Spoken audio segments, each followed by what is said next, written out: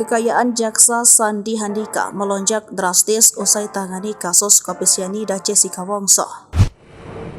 Jaksa bernama Sandi Handika akhirnya muncul ke publik usai film dokumenter yang membahas kasus kopi sianida Jessica Wongso kembali ramai di sorot publik. Sandi meyakini jika Jessica Wongso adalah pelaku yang meracuni Mirna Salihin. Dia bahkan membantah keras pernyataan Dr. Jaja Surya Atmaja. Dokter sekaligus ahli forensik menyebut bahwa Mirna Salihin bukan tewas karena sianida.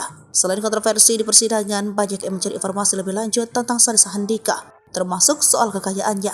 Usai menangani kasus Jessica Wongso, kekayaannya pun meningkat drastis. Berapa kekayaannya? Diketahui Sandi terus muncul ke televisi dalam persidangan kasus kopi sianida dengan terdakwa Jessica Wongso sepanjang tahun 2016. Kekayaannya ternyata meningkat hingga 10 kali lipat dalam waktu 5 tahun terakhir. Menurut data yang dilaporkan dalam laporan harta kekayaan penyelenggaraan negara kepada Komisi Pemberantasan Korupsi pada Desember 2022, Sandi memiliki total kekayaan sebesar 7,6 miliar rupiah. Pada tahun 2014, Sandi Handika sempat melaporkan kekayaan sekitar 538 juta kepada LHKPN. Sedangkan pada 2019, kekayaan Sandi Handika meningkat sebesar 5,5 miliar rupiah. Sandi Handika terakhir melaporkan kekayaannya pada 31 Desember 2022. Sebagai Kepala Seksi Tindak Pidana Orang dan Harta Benda di Unit Kejaksaan Tinggi DKI Jakarta, Sandi Handika kini memiliki kekayaan 7,6 miliar rupiah.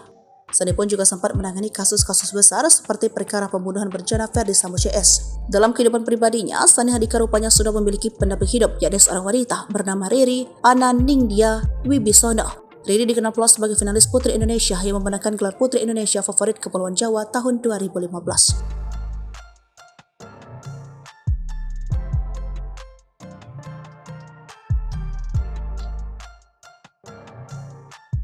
Download Tribun X sekarang, menghadirkan lokal menjadi Indonesia.